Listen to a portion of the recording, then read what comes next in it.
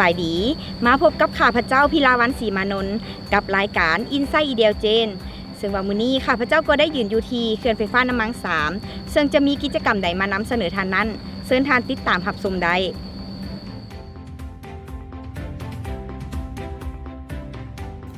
ในตอนเช้าของวันที่ 30 พฤษภาคม 2025 บริษัทผลิตไฟฟ้าลาวมหาชนหรือผฟฟล ได้ร่วมกับเขื่อนไฟฟ้าน้ำมัง3จัดพิธีปลูกต้นไม้และปล่อยป่าคืนสู่ธรรมชาติอยู่ที่เขื่อนไฟฟ้าน้ำมัง3เมืองทุลคมแขวงเวียงจันทน์พิธีในครั้งนี้ได้จัดขึ้นเพื่อเฉลิมฉลองวันสำคัญ2วันคือวันเด็กน้อยสากลครบรอบ101 ปีและวันปลูกต้นไม้แห่งชาติครบรอบ45 ปีโดยมีท่านสุริวัฒน์สุวรรณจุ่มคำประธานสภาบริหารผฟฟลรองรัฐมนตรีกระทรวงการเงินท่านจันทบูรณ์สุขอรุณรองรัฐมนตรีกระทรวงพลังงานและโบแฮท่านสุขสวัสดิ์โสสุพรรณผู้อำนวยการใหญ่ผฟฟลท่านนางลงเดือนวัตตโสเจ้าเมืองทุลคมและแขกที่ถูกเชิญจากภาคส่วนต่างๆก็ได้ให้เกียรติเข้าร่วมพิธีในครั้งนี้สำหรับกิจกรรมในปีนี้ได้มีการปลูกต้นไม้รวมทั้งหมดจำนวน500เบี้ยซึ่งประกอบมีไม้ดูไม้แต้คาไม้แคนและไม้ขยุงต้นไม้เหล่านี้จะถูกปลูกอยู่ที่บริเวณท้ายเฮือนจักรของเขื่อนเพื่อให้บริเวณดังกล่าวมีความร่มเย็นขึ้นกว่าเก่านอกจากนี้ยังมีการปล่อยป่าลงสู่อ่างเก็บน้ำท้ายเขื่อนจำนวน20,000 ตัวซึ่งประกอบมีป่านวลจันทร์ป่าเกล็ดแลบป่าบึกป่าไนและป่าปาก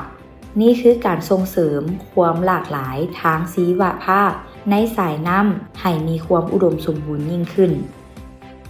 ตลอด15 ปีที่ผ่านมาผฟฟล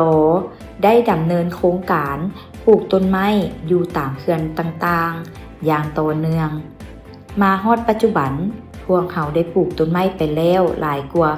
80,000 ต้นซึ่งกวมเอาเนื้อที่เกือบ90 เฮกตาร์และได้มีการปล่อยป่าคืนสู่ธรรมชาติไปแล้วหลายกว่า 700,000 ตัวผฟฟลมุ่งมั่นที่จะเป็นผู้นำในการสร้างความมั่นคงทางด้านพลังงานโดยเฉพาะพลังงานสะอาดพร้อมทั้งให้ความสำคัญสูงสุดต่อการปกปักรักษาสิ่งแวดล้อมการปลูกต้นไม้และการปล่อยป่าบ่เพียงแต่เป็นคำเว้าแต่เป็นการกระทำที่พวกเขาได้พิสูจน์ให้เห็นในแต่ละปีผฟฟลร่วมกับอำนาจการปกครองท้องถิ่นได้มีการจัดการปลูกต้นไม้และปล่อยป่าเพื่อผลัดเปลี่ยนหมุนเวียนกันไปตามแต่ละเขื่อนที่บริษัทของพวกเขาได้คุ้มครองภายใต้การนำพาของพรรคและรัฐบาลที่เห็นได้ถึงความสำคัญเรื่องงานดังกล่าวนี้เพิ่นได้จึงได้กำหนดเอาวันที่1 มิถุนายนของทุกๆปีเป็นวันเด็กน้อยสากลทั้งเป็นวันปลูกต้นไม้แห่งชาติข้าพเจ้าหวังอย่างยิ่งว่าการจัดกิจกรรมครั้งนี้จะเป็นขีดหมายสำคัญที่แสดงให้เห็นถึงความเอาใจใส่ในการปกปักรักษาสิ่งแวดล้อมเสริมขยายการพัวพันร่วมมือระหว่างท้องถิ่นศูนย์กลางกว้างและก็ลงลึกเพื่อประกอบส่วนในการสร้างขบวนการแข่งขันในการรักษาพัฒนาตามทิศทางของพรรคของรัฐที่ได้มอบหมายให้พวกเขาขอเชิญชวนทุกคนร่วมเป็นส่วนหนึ่งในภารกิจสีเขียวนี้มาร่วมกันปลูกต้นไม้รักษาสิ่งแวดล้อมเพื่ออนาคตที่สดใสของชาติเจ้าและนั่นก็เป็นกิจกรรมที่เราได้นำเสนอทานไปในมื้อนี้ครั้งต่อไปจะมีกิจกรรมใดมานำเสนอทานนั้นเชิญทานรับชมอินไซต์อีเดียเจนได้ใหม่